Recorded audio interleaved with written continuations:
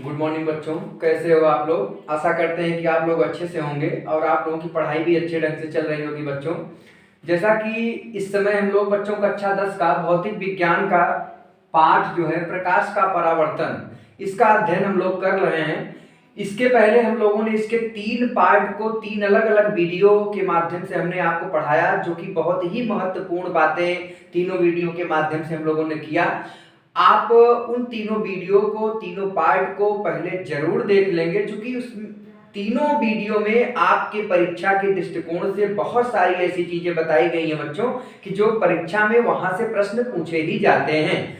और दूसरी बात यह है बच्चों कि जब आप तीनों वीडियो एक सिस्टम से देखेंगे, तो जब पहला देखेंगे तो दूसरा, दूसरा देखेंगे तीसरा, उसके बाद चौथा, तो इस तरीके से आपकी जो श्रृंखला है पढ़ने की बच्चों, तो वो अच्छे से बनी रहेगी और सारी बातें आपको 110% समझ में आएंगी। और बच्चों वीडियो को पूरा देखा करिए, जब पूरा आप देखेंगे तभी आपको सारी बातें समझ में आएंगी। और हम आशा दिलाते हैं आपको कि आपको अगर पूरा ध्यान लगा के आप देखेंगे तो आपको कहीं से कोई दिक्कत नहीं आएगी। आज हम लोग उसी के आगे जो है चौथा पार्ट पढ़ेंगे। जैसा कि इसके थर्ड पार्ट में बच्चों थोड़ा सा लास्ट में जब वीडियो हमारा जब खत्म होने वाला था, क्लास खत्म होने वाला था, तो लाइट की थोड़ी सी समस्या आ गई थी और उसमें कुछ बात को हम वहीं पर आधे से हमको खत्म करना पड़ा था। तो आज उसी को आगे बढ़ते हुए हम लोग उसका अध्ययन करेंगे। जैसा कि हम लोग इसके पहले वाले पार्ट में अवतल दर्पण से प्रतिबिंब का बनना, इसका अध्ययन हम लोग कर रहे थे, जिसके 2 पार्ट का हम लोग अध्ययन ऑलरेडी कर चुके हैं। तो टॉपिक जो था वो था अवतल दर्पण द्वारा प्रतिबिंब का बनना, इसका अध्ययन हम लोग कर रहे थे। और इसके अंतर्गत हमने आपको बताया था कि अवतल दर्पण द्वारा कुल 6 स्थितियां बनती हैं। 6 स्थितियों में अवतल दर्पण द्वारा प्रतिबिंब बनता है, जिसमें हमने आपको 2 स्थिति के बारे में हम लोगों ने चर्चा कर लिया था। एक तो जब वस्तु ध्रुव और फोकस के बीच में होती है तब क्या स्थिति होती है, और दूसरा जो होता है जब वस्तु फोकस पर होती है तब क्या स्थिति होती है। आज हम लोग बच्चों तीसरी स्थिति का अध्ययन करेंगे। वो है, जैसे कि आप लोग पहले, उसके पहले आप लोग बच्चों ये जानो कि जैसे मान लीजिए कोई ये अवतल दर्पण है, ध्यान से बात को देखेंगे। जैसे मान लीजिए कि अवतल दर्पण है, ये अवतल दर्पण हमने एक बना लिया। इसका ये जो है ध्रुव है और इसके सीधे जो है एक मुख्य अक्ष आ रही है, ये ध्रुव है P, सीधा बनाइएगा। ये है आपका फोकस F और ये है आपका वक्रता केंद्र C। थोड़ा दूर दूर रख लीजिए, ज्यादा सही रहेगा। ये इसको सीधा कर लीजिए, यहाँ पर फोकस ले लीजिए और यहाँ पर आपका वक्रता केंद्र हो जाएगा। स्थिति क्या होती है, 6 स्थितियां कौन कौन सी होती है बच्चों, आप पहले उसको समझें कि या तो वस्तु जो है ध्रुव और फोकस के बीच में हो सकती है, यहाँ पर कहने का मतलब एक स्थिति तो यहाँ बन सकती है, पहली स्थिति। दूसरी स्थिति क्या हो सकती है, या तो वस्तु फोकस पर होगी, ये दूसरी स्थिति है। तीसरी स्थिति क्या हो सकती है कि वस्तु जो है वक्रता केंद्र और फोकस के बीच में हो सकती है। चौथी स्थिति क्या हो सकती है बच्चों की, या तो वस्तु इस वक्रता केंद्र पर स्थित हो। अब पांचवी स्थिति क्या होती है बच्चों की, वो वस्तु जो है यहाँ वक्रता केंद्र के बाहर, अर्थात वो अनंत और वक्रता केंद्र के बीच में मान लो स्थित है, उसको पांचवी स्थिति कहेंगे। और छठवीं स्थिति होती है बच्चों की जब वस्तु अनंत पर रखी जाती है। इन 6 स्थितियों के बारे में हम लोगों को अध्ययन बारी बारी से करना है, जिसमें हमने आपको पहला, कल के वीडियो में हमने ये पहला, अर्थात जब वस्तु ध्रुव और फोकस के बीच में होगी तो क्या स्थिति होगी, और दूसरी स्थिति आपको बताया था कि जब वस्तु फोकस पर होगी तो क्या स्थिति होती है, प्रतिबिंब उसका कैसे बनता है, उसकी प्रकृति क्या होती है। आज हम लोग तीसरी स्थिति का अध्ययन करेंगे कि जब वस्तु जो है क्या होती है, फोकस और वक्रता केंद्र के बीच में होती है। तो यहां पर हम हेडिंग डालते हैं कि जब वस्तु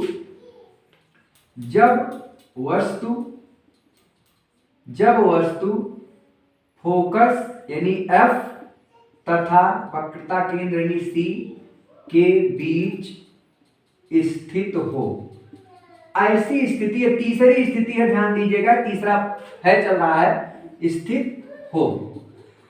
तो स्थिति क्या होती है बच्चों, ध्यान से देखेंगे कि जब वस्तु हमारा फोकस और वक्रता केंद्र के बीच में कहीं पर उपस्थित होता है। तो ऐसी स्थिति में आप ध्यान दें, इसको मिटा लें और इसी की जगह हम लोग चित्र बना लेते हैं कि वस्तु हमारी जो है कहां पे है, फोकस तथा वक्रता केंद्र के बीच में। एक अवतल दर्पण बनाएंगे सबसे पहले, एक अवतल दर्पण बन गया और यहां पर क्या करेंगे बच्चों, आप लोग ध्यान से समझते चलिएगा कि ये जो है आपका एक मुख्य अक्ष हो गया, ये उसका ध्रुव हो गया बच्चों, और ये फोकस है और ये आपका वक्रता केंद्र है। वस्तु कहाँ है हमारी, F तथा C के बीच। बीच कहने का मतलब एकदम बीच से मतलब नहीं है, आप इनके बीच में कहीं भी रख सकते हो। तो मान लीजिए हमारा वस्तु, हम यहाँ पर इसको रखते हैं कोई एक वस्तु, ठीक है बच्चों। अब क्या होगा, अब यहाँ पर वस्तु रखी हुई है तो सबसे पहले तो आप क्या होगा कि एक किरण, यहाँ से बहुत सारी किरणें निकल रही हैं, तो एक किरण ऐसी होगी जो इस मुख्य अक्ष के समांतर जाएगी और दर्पण से वो टकराएगी, ये आपतित होगी। तो आपको मैंने बताया था कि जब कोई किरण मुख्य अक्ष के समांतर आती है और दर्पण से टकराती है तो वो फोकस से होकर गुजरती है। ये नियम हमने आपको बताया था इसके पहले वाले लेक्चर में, तो आप उसको जरूर, इसीलिए कहते हैं कि आप उसको बिल्कुल देख लिया करिए। वीडियो को जब आप देख लेंगे तो सारी बातें समझ में आएंगी। तो बच्चों ये क्या हो रहा है कि जब वस्तु आएगी कहां से, ये सीधा मुख्य अक्ष के समांतर गई तो क्या होता है कि ये फोकस से होकर जाती है। अब दूसरी किरण क्या हो रही है, एक किरण तो आ गई, ये जा रही है, अब दूसरी किरण बच्चों फोकस से होकर इसके गुजरेगी, ये फोकस से होकर गुजरती है और जाके यहां पर टकराती है, ठीक है ना। अब टकराने के बाद आपको दूसरा नियम बताए थे, जब कोई किरण फोकस से होकर आती है तो दर्पण से टकराने के बाद मुख्य अक्ष के समांतर वापस चली जाती है। तो यहाँ पर क्या स्थिति होती है बच्चों की, ये सीधा सीधा अगर आप बनाएंगे तो कुछ ऐसी स्थिति, इसको सीधा एकदम बनाइएगा, ये कहीं पर यहाँ मान लीजिए सी, यहाँ कर लीजिए, ये सी है, ये सी है, तो ये आप देख रहे हैं कि यहाँ पे कहीं जाके वो कट कर रही है। तो अगर जहां पे काटेगी वहीं पर प्रतिबिंब बनेगा, इसको आप सीधा सीधा बनाइएगा। तो आप देख रहे हैं कि ये जो आपका जो है ये फोटो है, इस वस्तु की फोटो यहाँ पर बन रही है। तो यहाँ पर बनने का मतलब वक्रता केंद्र के बाहर बन रहा है, कह सकते हैं कि जो आपका प्रतिबिंब बन रहा है वो कैसा होगा, वक्रता केंद्र और अनंत के बीच में बन रहा है। तो यहाँ पर प्रकृति में क्या लिखेंगे, जो आपकी फोटो बन रही है प्रकृति में, सबसे पहले तो यहाँ पर प्रकृति क्या होगा, वास्तविक प्रतिबिंब होगा, वास्तविक हो रहा है, वास्तविक प्रतिबिंब, क्योंकि सीधा सीधा कट रहा है तो वास्तविक ही कहेंगे, यहां पर कहीं कल्पना नहीं की जा रही है, सीधा सीधा यहां कट रहा है। दूसरा आप देख रहे हैं कि जो प्रतिबिंब बन रहा है वस्तु से बड़ा है, वस्तु से बड़ा है। और तीसरी बात आप देख रहे हैं कि कहां बन रहा है, वक्रता केंद्र और अनंत के बीच में, वक्रता केंद्र और अनंत के बीच बन रहा है। और चूंकि ये वस्तु ऊपर है मुख्य अक्ष के और ये मुख्य अक्ष के नीचे बन रहा है तो ये उल्टा प्रतिबिंब बन रहा है, अर्थात कैसा प्रतिबिंब है, उल्टा प्रतिबिंब है, उल्टा प्रतिबिंब। तो ये चार बातें हैं, चार स्थितियां बन रही हैं जब वस्तु फोकस तथा वक्रता केंद्र के बीच स्थित होता है। तो आप देख रहे हैं कुछ ऐसा डायग्राम बनता है, ऐसी किरण आरेख बनती है और जो प्रकृति होती है उसका इस तरीके का होता है। प्रकृति वास्तविक प्रतिबिंब होगा, वस्तु से बड़ा बन रहा है आप देख रहे हैं, और वक्रता केंद्र और अनंत के बीच की वक्रता केंद्र यहाँ और इसके बाद पूरा अनंत में जाता है तो उसके और वक्रता अनंत और वक्रता केंद्र के बीच में फोटो बन रहा है। और जो अगला जो गुण है वो प्रतिबिंब उल्टा बन रहा है, क्योंकि ये जो है मुख्य अक्ष के ऊपर है और प्रतिबिंब जो है मुख्य अक्ष के नीचे बन रहा है। ये आप लोग इसका एक स्क्रीनशॉट ले लीजिए बच्चों। तो ये तीसरी स्थिति होती है जब वस्तु F तथा C के बीच में होती है। आइए इसके बाद जो है इसका एक स्क्रीनशॉट ले लीजिए। चलिए आइए अब अगली स्थिति का हम लोग अध्ययन करते हैं कि वस्तु अब F तथा C के बीच जब होती है तब ये हुआ। अब वस्तु को हम लोग C पर रखेंगे, अर्थात चौथी स्थिति जो होगी वो वक्रता केंद्र पर होगी। चौथी स्थिति है जब वस्तु वक्रता केंद्र अर्थात C पर हो। ये चौथी स्थिति है। तो वस्तु को अब हम लोग कहां पर रखेंगे? वक्रता केंद्र पर रखेंगे वस्तु को, कि देखते हैं कि वक्रता केंद्र पर रखने से क्या स्थिति बनती है। आइए देखते हैं। यहां पर एक हम अवतल दर्पण बनाएंगे, फिर ये इधर हम इसको पेंट कर देंगे बच्चों। इसके बाद जो है मुख्य अक्ष बनाएंगे, ये जो है ध्रुव होगा, ये है फोकस, ये है वक्रता केंद्र। अब हमें वस्तु को कहां रखना है? C पर, अर्थात मान लीजिए यहां पर हम वस्तु को रख रहे हैं, ये वस्तु हो गया। ठीक है बच्चों। अब जब यहां पर वस्तु C पर वक्रता केंद्र पर रखी गई तो पहली किरण तो मुख्य अक्ष के समांतर जाएगी, एक किरण ये हो जाएगा, आपतित हो रही है, और मुख्य अक्ष के समांतर आती हुई किरण कहां से जाएगी? फोकस से होकर जाएगी। आप लोगों ने नियम पढ़ा है, ये फोकस से होकर परावर्तित हो रही है। बात समझ में आ रही है? इसके बाद जो है दूसरी किरण जो है ये फोकस से फिर जाएगी, फोकस से गई। अब फोकस से आने वाली किरणें दर्पण से टकराकर क्या होता है बच्चों? मुख्य अक्ष के समांतर हो जाती हैं। तो इसको मुख्य अक्ष के हम लोग समांतर करेंगे कुछ इस तरीके से। ये तिरछी हो गई है थोड़ा सा, इसको और इधर कर लेते हैं। ये जब यहां से चलेगी फोकस से, तो ये किरण जो है फोकस से होके आ रही है, ये हो गई, ये आपतित किरण हो गई, ये परावर्तित किरण हो गई। और ये जब आएगी दूसरी किरण, जब फोकस से होके आएगी तो मुख्य अक्ष के समांतर हो जाएगी। तो ये जो है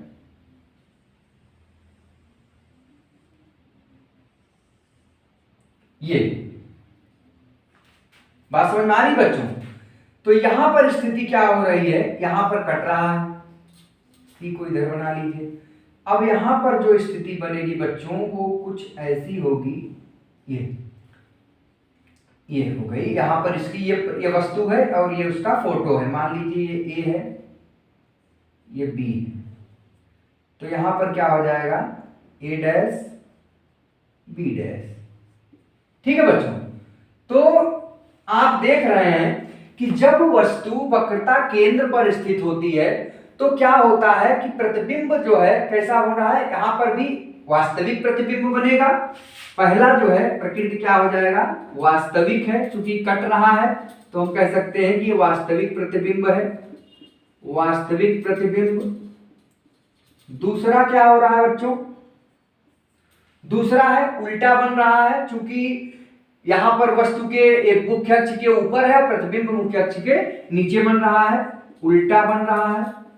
और तीसरा गुण जो है, आप ध्यान देंगे कि ऐसी स्थिति में जो वस्तु की लंबाई और प्रतिबिंब की लंबाई सेम होती है, वैसे यहाँ पर थोड़ा सा तिरछा किरण आरेख है बना है, क्योंकि यहाँ पर तिरछा हो ही जा रहा है। जब आप पटरी से बनाएंगे इसको, जब वस्तु को रखेंगे तो आप याद रखेंगे इसमें स्थिति होती है कि वस्तु की लंबाई और प्रतिबिंब की लंबाई दोनों बराबर होती है। इस बात का आप लोग ध्यान रखेंगे, क्योंकि कंपटीशन में कई बार क्वेश्चन पूछा गया है कि किस स्थिति में वस्तु को रखने पर, कहां पर रखने पर वस्तु की लंबाई और प्रतिबिंब की लंबाई दोनों बराबर होती है। तो वो है वक्रता केंद्र। अर्थात जब किसी वस्तु को वक्रता केंद्र पर रखा जाता है तो उसकी जो फोटो बनती है, उसकी जो इमेज बनती है, वो एकदम वस्तु की लंबाई के बराबर होती है। यहाँ पर कुछ बड़ा इसलिए दिख रहा है बच्चों कि ये किरण थोड़ा तिरछा हो गया है, इसलिए यहाँ पर कटता हुआ दिख रहा है। नहीं तो अगर आप इसको पटरी से जब आप सीधा सीधा खींचेंगे तो एकदम जितना बड़ा वस्तु होगा उतने पे कहीं आके यहाँ कहीं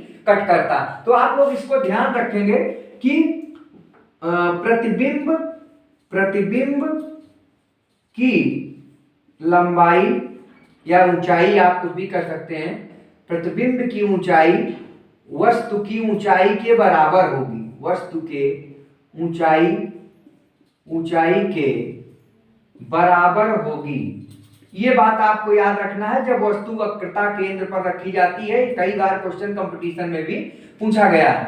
अब यहाँ पर ये तीन गुण आपने देखा कि सबसे पहले तो वास्तविक प्रतिबिंब बना, उल्टा बना, और प्रतिबिंब जो है क्या हो रहा है, प्रतिबिंब की ऊंचाई और वस्तु की ऊंचाई दोनों बराबर है। और चौथी एक गुण और लिख सकते हैं कि कहां बन रहा है, वक्रता केंद्र पर ही बन रहा है। ये वक्रता केंद्र ही है, याद रखेंगे ये वक्रता केंद्र है। बन कहां रहा है, वक्रता केंद्र पर, वक्रता केंद्र पर, केंद्र पर। तो ये चार स्थितियां हैं बच्चों। जब वस्तु वक्रता केंद्र पर रखी जाएगी तो उसकी फोटो भी वक्रता केंद्र पर बनती है, और जितनी ऊंचाई वस्तु की होगी उतनी ही ऊंचाई उसके प्रतिबिंब की होगी। प्रतिबिंब वास्तविक बन रहा है क्योंकि यहाँ पर सीधा सीधा कट रहा है, और उल्टा बन रहा है क्योंकि ये जो है वस्तु जो है मुख्य अक्ष के ऊपर है और प्रतिबिंब मुख्य अक्ष के नीचे है, और दोनों की ऊंचाई लगभग नहीं बिल्कुल बराबर है। आप इसको याद रखेंगे बच्चों, इसका एक स्क्रीनशॉट ले लीजिए, तब इसके बारे में हम आगे चर्चा करते हैं। आइए देखते हैं इसके बाद की प्रकृति क्या है। चलिए, ये हो गया जब वस्तु को हम वक्रता केंद्र पर रखें तो ये स्थिति आती है। अब अगली पांचवी स्थिति है बच्चों, वो है कि जब वस्तु कहां पर रखी हो, वक्रता केंद्र और अनंत के बीच। जब वस्तु वक्रता केंद्र और अनंत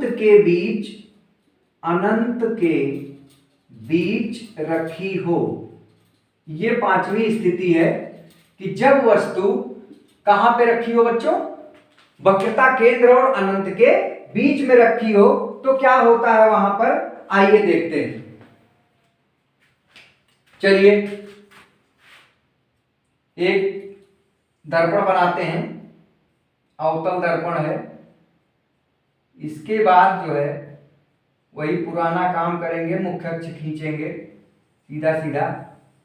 ये ध्रुव है, ये फोकस है, ये आपका वक्रता केंद्र है। ठीक है बच्चों, वस्तु हमारा कहाँ है, वक्रता केंद्र और अनंत के बीच, यानी इधर हमारा वस्तु होगा। मान लीजिए यहां पर हम वस्तु रख देते हैं। ठीक है बच्चों, चलिए अब क्या हो रहा है, यहां से एक किरण तो सीधा सीधा जाएगी जो मुख्य अक्ष के समांतर है, आपतित होगी, और आपतन के बाद ये फोकस से होकर गुजरेगी, परावर्तित हो रही है। नियम है कि जब कोई किरण मुख्य अक्ष के समांतर आती है तो दर्पण से टकराकर फोकस से होकर परावर्तित होती है। और इसमें इसके बाद क्या है बच्चों कि जो दूसरी किरण है वो क्या हो रहा है कि ये वक्रता केंद्र से होकर यहां से होकर जाएगी।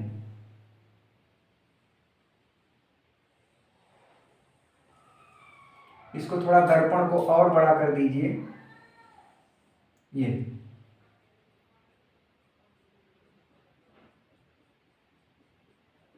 ऐसी स्थिति होती है।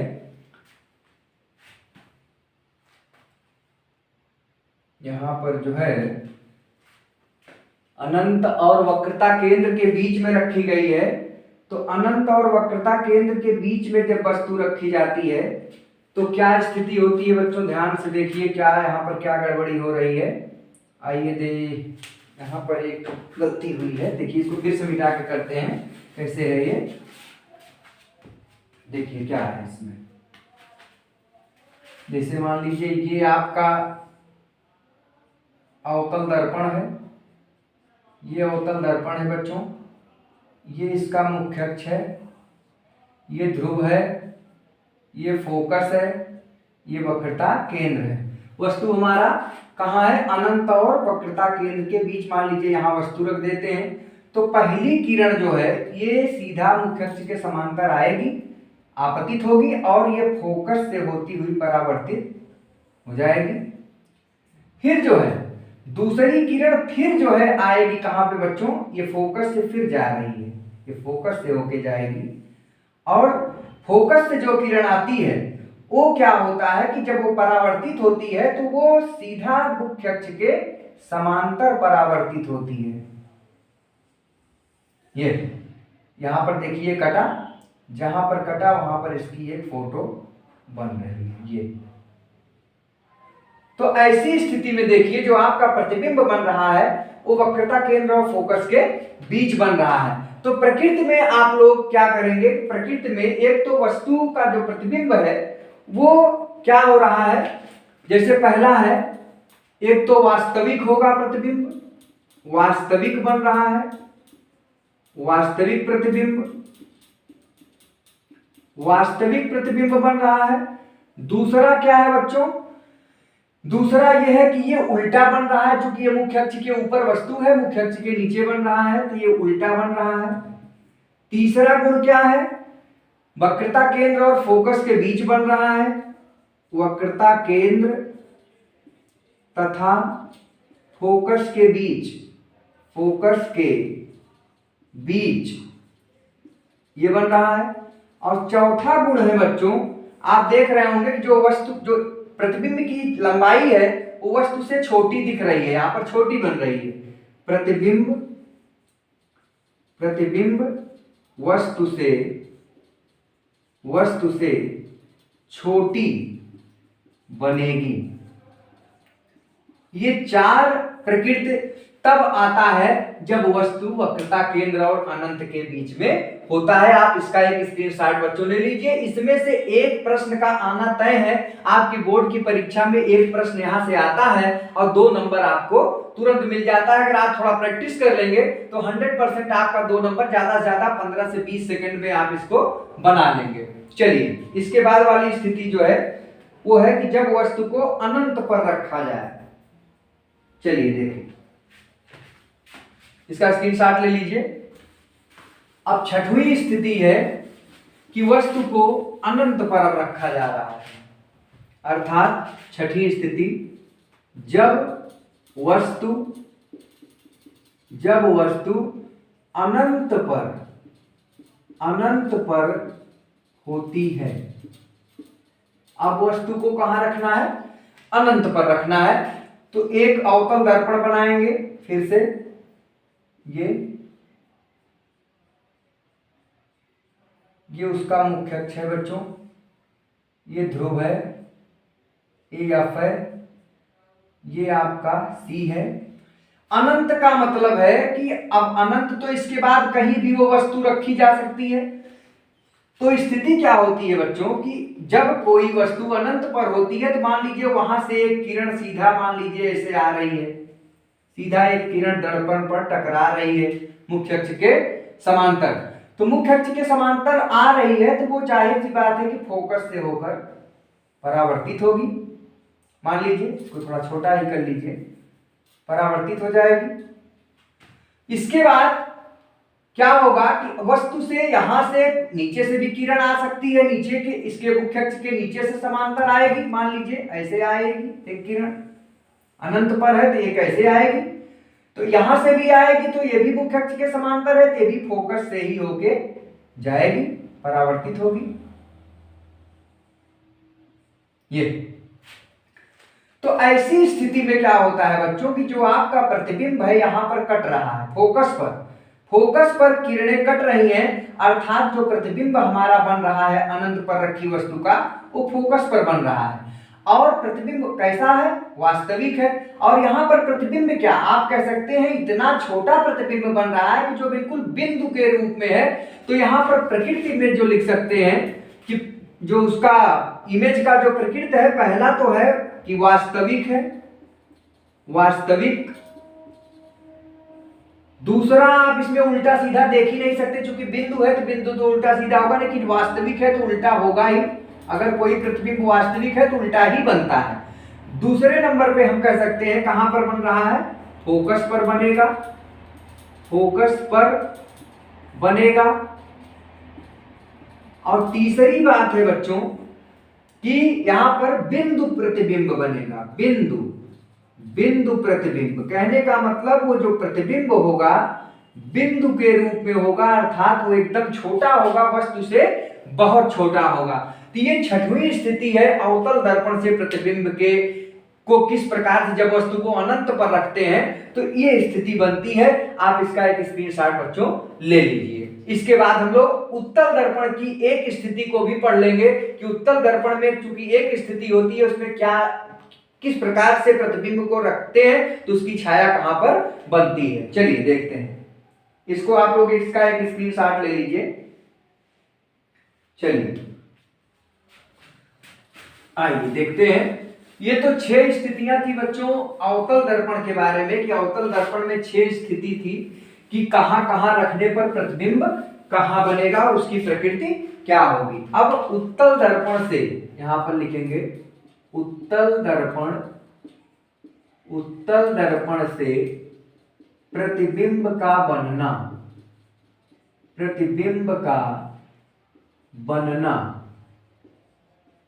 चलिए उत्तल दर्पण में केवल एक स्थिति है बच्चों, आइए उसके बारे में हम लोग चर्चा करते हैं। मान लीजिए एक दर्पण बना लें, उत्तल दर्पण। उत्तल दर्पण के बारे में भी हमने आपको बताया है कि इसकी परावर्तक सतह बाहर की ओर निकली होती है। तो यहां पर क्या होगा, इसका जो मुख्य अक्ष होगा वो ये होगा, ये आपका P है, ध्रुव है, ये फोकस है, ये वक्रता केंद्र है। मान लीजिए इसको मुख्य अक्ष को हम इधर बढ़ाते हैं, वस्तु को हमें मान लीजिए रखना है, तो यहां पर मान लीजिए कहीं भी हम वस्तु को रखें, यहाँ चूंकि इधर चूंकि न फोकस है न वक्रता केंद्र, तो वस्तु को हम कहीं भी रख सकते हैं। मान लीजिए वस्तु को हमने यहाँ रख दिया, तो वस्तु क्या होगा कि सीधा पहले आएगा, मुख्य अक्ष के समांतर दर्पण से टकराएगी। तो नियम वही है कि दर्पण से जब मुख्य अक्ष के समांतर कोई किरण आती है तो फोकस से होकर जाती है, लेकिन किरण जो है क्या होगा कि फोकस से आती हुई प्रतीत होंगी। इस तरीके से कल्पना करेंगे और यहां से किरण इस तरीके से परावर्तित हो जाएगी। इसके बाद क्या है बच्चों कि अब जो है जो अगली किरण आएगी वो यहां से चलेगी और क्या होगा, ये यहां इधर ध्रुव से जाके टकराएगी। ध्रुव से टकराई, तो ध्रुव से टकराने के बाद क्या हो रहा है कि ये जिस एंगल से आई है, जितने एंगल से, उतने ही एंगल से ये परावर्तित भी हो जाएगी, नियम है। अब यहां पर देखिए, इसको अगर हम पीछे की ओर खिसकाएं तो ये जो है यहां पर जाके कट रहा है, यानी वस्तु की फोटो यहां पर बन रही है। तो ऐसी स्थिति में जब वस्तु का उत्तल दर्पण से प्रतिबिंब देखते हैं तो वहां पर क्या प्रकृति बनती है। तो पहली प्रकृति तो यहाँ पर आप देख रहे हैं कि प्रतिबिंब जो बनेगा वो काल्पनिक हो रहा है, क्योंकि यहाँ पर हम कल्पना कर रहे हैं कि इसको बढ़ाएंगे तो ये यहाँ पर जाके काटेगा, तो ये काल्पनिक प्रतिबिंब होगा, काल्पनिक। अब काल्पनिक प्रतिबिंब है तो सीधा होगा, याद रखें, सीधा होगा, काल्पनिक होगा, सीधा होगा। उसके बाद तीसरा जो है आप देख रहे हैं प्रतिबिंब जो है वस्तु से छोटा बन रहा है, प्रतिबिंब वस्तु से छोटा होगा, वस्तु से छोटा होगा। और आप देख रहे हैं अब बन कहां रहा है, चौथी स्थिति क्या देख रहे हैं, ध्रुव और फोकस के बीच बनेगा, ध्रुव और फोकस के बीच बनेगा। ये 4 स्थितियां बच्चों बन रही हैं उत्तल दर्पण से भी। तो इसका भी आप एक स्क्रीनशॉट ले लीजिए, ये भी कभी कभी पूछ लिया जाता है। तो आपने देखा कि 6 स्थिति अवतल दर्पण की हैं और एक स्थिति उत्तल दर्पण की बन रही है प्रतिबिंब के निर्माण के लिए। हमने आपको कुल 7 स्थितियों के बारे में बच्चों बताया। अब इसके बाद की जो बातें हैं उसको हम लोग अगले पार्ट में करेंगे, ताकि हम अच्छे से सारी बातों को पढ़ सकें और सब कुछ जब हम जानेंगे बच्चों तो उसको अच्छे ढंग से अध्ययन भी कर पाएंगे। आज हम यहीं पर क्लास खत्म करते हैं। आप इसको अच्छे से एक बार पूरा प्रैक्टिस कर लीजिएगा बच्चों, ताकि प्रतिबिंब का निर्माण आप चाहे अवतल दर्पण से पूछा जाए चाहे उत्तल दर्पण से पूछा जाए, अवतल दर्पण की 6 स्थितियां हैं उसको आप अच्छे ढंग से पढ़ लीजिएगा। प्रतिबिंब कहां कहां रखने पर किस स्थिति में कहां कहां बनता है। अगर बच्चों वीडियो आपको पसंद आया हो तो आप इसको लाइक करिए, अपने दोस्तों में शेयर करिए, और अगर चैनल पे नए हो तो सब्सक्राइब करिए, ताकि हम आपको नई ऊर्जा से, नई मोटिवेशन से आपको ऐसे ही पढ़ाते रहें और आपका आगे भी भविष्य उज्जवल होता रहे। Thank you so much.